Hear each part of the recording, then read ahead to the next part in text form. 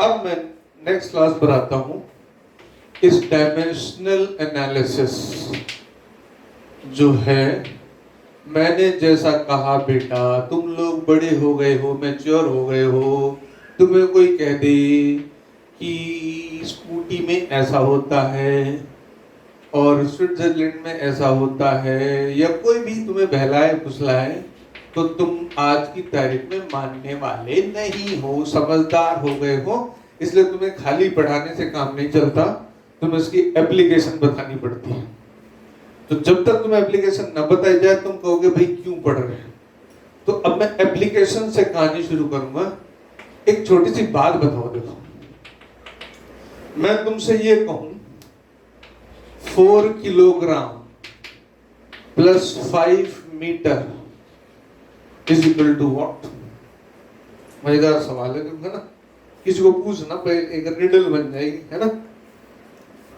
4 kilogram plus 5 metre is equal to what? या तुम ऐसा भी कह सकते हो कि भाई तुमको 4 मीटर पर सेकंड मतलब वेलोसिटी है ना, प्लस 10 न्यूटन, ये कितना होगा? तुमको ये कोई बात भी? अच्छा और लो, चलो तो बात ये बात नहीं, तो ऐसे बात मान लेते हैं। मैं कहता हूं एक प्लेट प्लस 2 चम्मच बराबर टोटल, एक ही लाइन में बताओ। अच्छा तुमको अगर प्लेट तो प्लेट के साथ काउंट करो ना, कमाल है, ये कोई बात नहीं। एक प्लेट प्लस 4 प्लेट बराबर 5 प्लेट, है ना। चम्मच चम्मच के साथ को, तो वही तो कह रहा हूं। न्यूटन न्यूटन के साथ करो, या मीटर पर सेकंड को मीटर पर सेकंड का। बात तो सिंपल है ना, इतनी नॉर्मल सी बात। और इतनी नॉर्मल सी बात हमको एप्लीकेशन नाम से, इतने बड़े नाम से सिखा रखी। तो पहली जो एप्लीकेशन है वो ये है कि द क्वांटिटीज, इसको मैं उससे प्रिंसिपल ऑफ होमोजेनिटी होता है, मैं पहले डिटेल में लिखता हूं। The quantities having same dimensions can be added, ध्यान देना, एडेड पे मैं स्ट्रेस दे रहा हूं, एडेड और सब्ट्रैक्टेड। मल्टीप्लिकेशन डिवीजन पे रेस्ट्रिक्शन नहीं है। यानी कि अगर दो quantities a plus B add होके c दे रही, तो a, b और c इनका रिजल्ट का टाइप भी और a, b का टाइप भी सेम है। मतलब अगर मैं लिखूं 5 मीटर प्लस 6 मीटर, तब आंसर होगा 11 मीटर्स। ऐसा ready? 10 metre per second plus 11 metre per second is equal to 21 metre per second. समझे बात? ये हुआ। यानी कि जो क्वांटिटीज की डायमेंशन सेम है वो ही ऐड या सब्ट्रैक्ट हो सकती है। ये पहली एप्लीकेशन है। इस पहली एप्लीकेशन पर हम एक चीज निकालते हैं। वो क्या करते हैं कि दूसरी की भी बात कर लेता हूं और तीसरी की भी बात कर लेता हूं। ठीक है, पहले एप्लीकेशन में लेमन बता देता हूं, फिर मैं एग्जांपल्स लेता हुआ चलूंगा।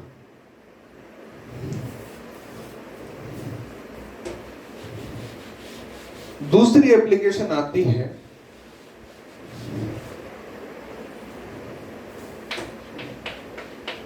Checking the correctness of formula. जैसे हमने लिख दिया p equal to u plus 80 square. अब हमें नहीं पता है फॉर्मूला सही है गलत, तो हमें काम करना, हालांकि तुम्हें साफ साफ दिख रहा है कि फॉर्मूला नो डाउट गलत है। मैं ऐसा फॉर्मूला लिखूं, अब यहाँ पर ये वेलोसिटी है, इसकी dimension formula L1 t minus 1 m खाली, ये भी वेलोसिटी है L1 t माइनस 1, ये है एक्सेलरेशन m0 l1 t-2 और टाइम हो गया t2। तो ये तो बराबर है, ये भी बराबर है, सेम है। ये देखो कैसा आएगा, m0 l1 t0, ये अलग हो गया। इसका मतलब ये क्वांटिटी v में u में 80 स्क्वायर ऐड हो रहा है, तो इसका मतलब ये फॉर्मूला पॉसिबल नहीं है। ये तो मैंने वो फॉर्मूला लिखा था जो तुम बचपन से, नर्सरी क्लास से, जब तुम छोटे बच्चे थे, है ना, दूध पीते थे, तब से तुम्हें याद है। एक और है फॉर्मूला बोलता हूं, जो तुम देखोगे पहली बार, ठीक है। मैं ऐसा लिखता हूं, प्रेशर वॉल्यूम एनर्जी अलग हटा के थोड़ा सा कॉम्प्लेक्स सा फॉर्मूला हमारे सामने लिखते हैं। T is equal to 2 pi root L upon G। ये क्या होता है मैं बता देता हूँ। एक मजे की बात हो रही है, देखो अगर तुम सीधा फॉर्मूला मैं तो बताऊंगा और ये नहीं बताऊंगा ये कहाँ पे है, किस तरह से है, तो तुम्हें उतना टेस्ट नहीं आएगा, मतलब फील नहीं आएगी है क्या। तो मैं बताया तो जैसे पेंडुलम होता ना, पेंडुलम बोल दो, कोई भी चीज जैसे एक छोटी सी कोई ये चौक, इसको बांध के धागे से हमने सस्पेंड कर दिया और ऐसे साइड में छोड़ दिया, तो ऐसे ऑसिलेट करेगा। और इसका एक पूरा चक्कर लगाने का सर्टेन टाइम होता है, उसका टाइम पीरियड बोलते हैं। इसको बोलते हैं time period of a simple pendulum, उसका फॉर्मूला है। अब ये फॉर्मूला सही है कि गलत है, ये चेक करना है। और मैं इसके आगे भी लिख देता हूं, लिखता हूं मैं V अपॉन L, या मैं लिखूं L अपॉन V। हाँ, ये पूरा फॉर्मूला होगा। अब पूछा जाए कि ये फॉर्मूला सही है कि गलत है, L अपॉन V। तो एक काम करते हैं, एक्चुअली मैंने देखा बच्चों को कि MLT में करते करते बोर हो जाते हैं। मैं दोनों तरीके से कर देता हूँ, देखो तुम अपने हिसाब से चूज कर लेना। टाइम है ये, तो ये हमें पता है, m0 l0 t1, 2 पाई, इसका कोई घर नहीं। अंदर कौन है, L1, नीचे कौन है, एक्सेलरेशन L1 t-2 पूरे की power 1/2 plus L length L1, ये वेलोसिटी L1 t-1, ठीक है। ये तो एज इट इज है, t टाइम है, ये इससे कैंसिल, अंदर हो गया t2 पावर कितनी 1/2 प्लस ये हो गया t+1, ये हो गया m0 l0 t1 और ये भी पावर 2 है, रूट हो गया t1 और ये भी हो गया t1, यानी ये फॉर्मूला सही है। कई बार बच्चों को ऐसे कंफर्टेबल नहीं लगता तो हम ऐसे कर लेते हैं। एक्चुअली ए और बी जो एप्लीकेशंस हैं ये बहुत अलग नहीं है। तुम समझो एक ही सिक्के के दो पहलू, मतलब एक दूसरे के बिना एग्जिस्ट नहीं करेगा, एक एग्जिस्ट करेगा तो दूसरा डेफिनेटली एग्जिस्ट करेगा। तो दूसरे की बात करो, मान लो ऐसा लिख देते, ठीक है, टाइम माने सेकंड, ठीक है, 2 पाई कुछ भी नहीं, ये क्या है मीटर, और नीचे क्या है metre upon second square, root का मतलब तब पावर 1/2, ऊपर हो गया मीटर अपॉन सेकंड। तो ऐसे भी कर सकते हो, थोड़ा सा ज्यादा टच करेगा, मतलब वो MLT से भी तुम इतने वाकिफ नहीं हुए हो। ये इससे कैंसिल, सेकंड का स्क्वायर ऊपर गया, पावर 1/2, तो सेकंड बच गया, मीटर कैंसिल और यहां से सेकंड, ऐसा भी किया जा सकता है, राइट। अब मैं इस तरह से तुम्हें कोई भी फॉर्मूला उठा के दे दूं तो तुम उसको चेक कर सकते हो, क्योंकि सिमिलर क्वांटिटीज ऐड हो सकती हैं। अब मैं एक अच्छा सा एग्जांपल लेता हूं, जेई लेवल का एक क्वेश्चन उठाता हूं।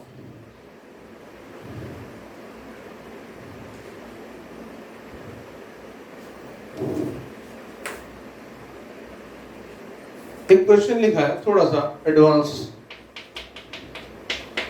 f equals to a root x plus bt square, where f force a x distance t time, find dimensional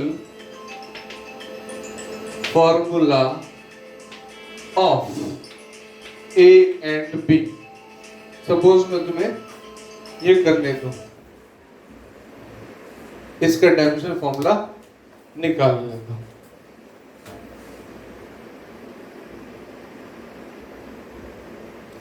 हाँ,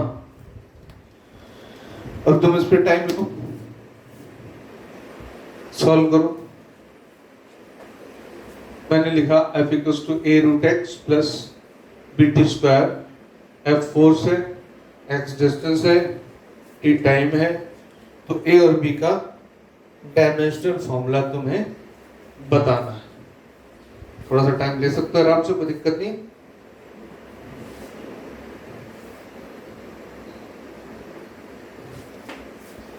चलो यहां मैं थोड़ा सा तुम्हारी हेल्प कर देता हूं। देखो एक चीज क्लियर है, ये फोर्स कौन m1 L1 किलोग्राम मीटर पर सेकंड स्क्वायर, फोर्स कौन ma है ना, m1 L1 t minus 2। a का हमें कोई पता नहीं है, हमें कुछ नहीं पता। ये कौन है, लेंथ L1, पावर कितनी है 1/2। ये कौन है B, ये भी हमें नहीं पता। ये हो गया T2। अब इधर LHS में जो क्वांटिटी है और जो RHS में क्वांटिटी है, डेफिनेटली इनका डायमेंशनल फॉर्मूला सेम होना चाहिए।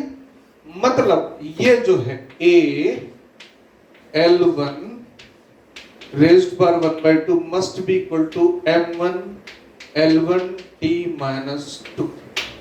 कुछ नहीं करना, बिल्कुल सिंपल सी कैलकुलेशन है।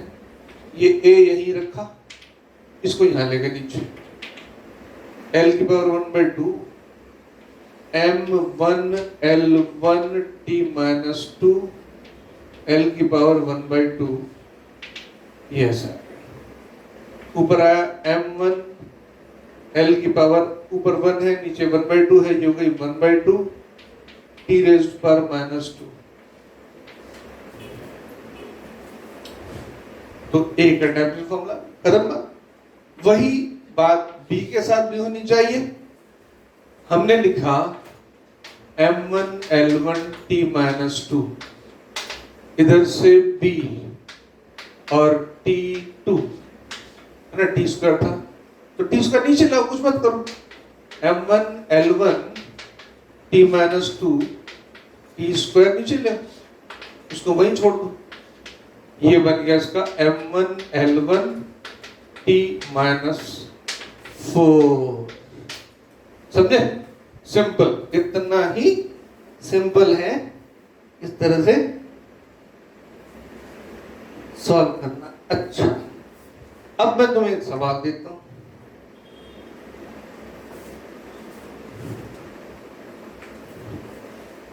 अब ये तुम्हें खुद करना है, ठीक है? नेक्स्ट क्लास में मैं तुम्हें डिस्कस करूंगा।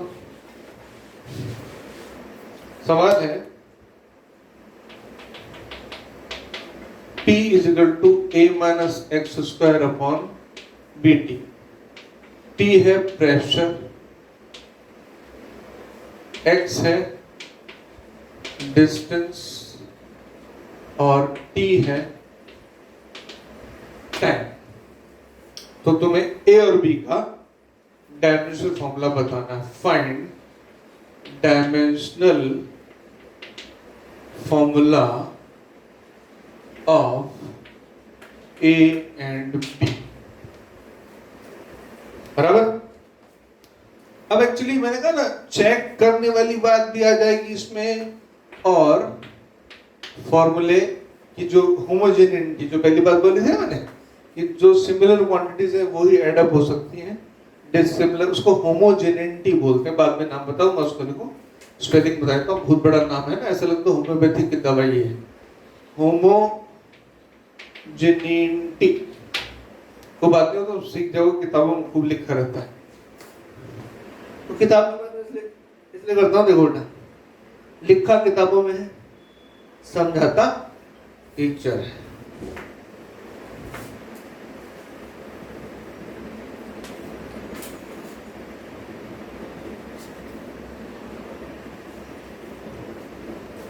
यहां से हम टॉपिक में एंटर कर जाते हैं,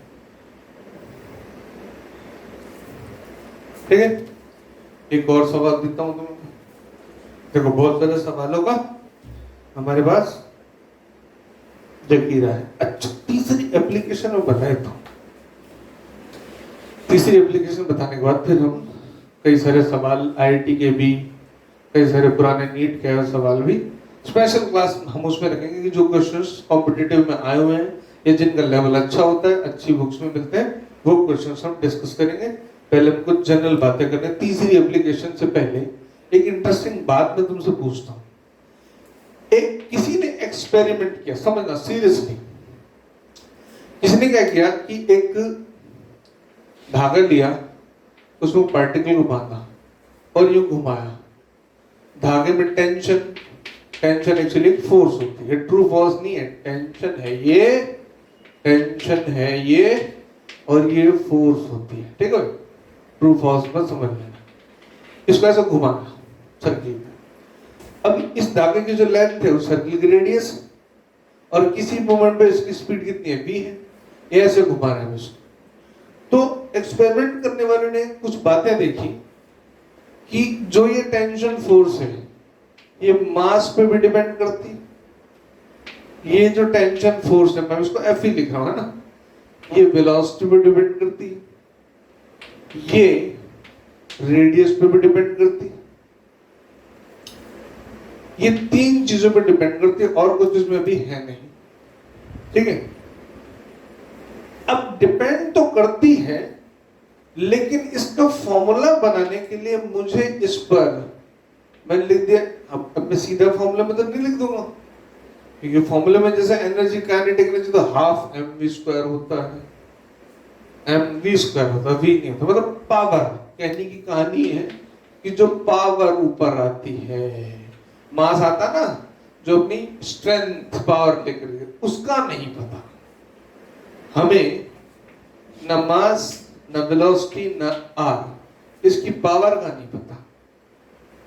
तो हमको जब भी फिजिक्स और मैथ्स में कोई चीज नहीं पता होगी तो हम अज्यूम कर लेंगे।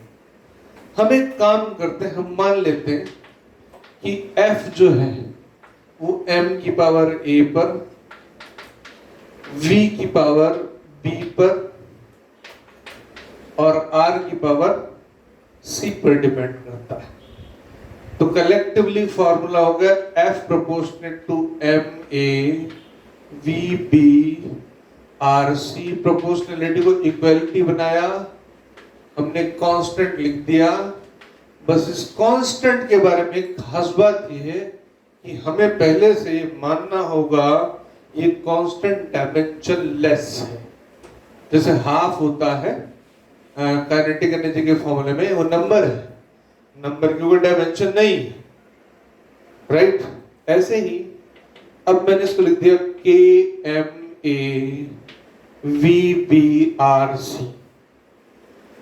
तो अब इससे हम ABC की वैल्यू कैसे निकालेंगे जरा देखो भाई। मैंने अभी एक बात की, दोनों तरफ डायमेंशन सेम होगी तभी चीजें सेम होगी ना भाई, सेम है तो डायमेंशन भी सेम। उल्टा बोल लो चाहे कैसे, इधर से F हो गया M1 L1T-2, K की कोई डायमेंशन नहीं है, M की है M1, पूरा नहीं लिखते हैं ना, जगह कम है हमारे पास।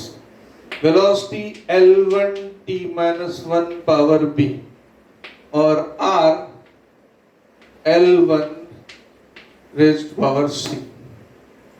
अच्छा, अब इसको और लिखते हैं M1 L1 T-2 M की पावर A, L की पावर यहां से देखो कितनी आती है B, यहां से कितनी आती है C, तो ये हो गई b प्लस सी, t की पावर हो गई माइनस b। अब दोनों तरफ चीजें सेम है, तो यहां m की पावर 1 है, यहां m की पावर a है, तो साफ साफ क्लियर यहां पे a बराबर 1 हो गया। दूसरा b प्लस सी बराबर भी 1 हो गया।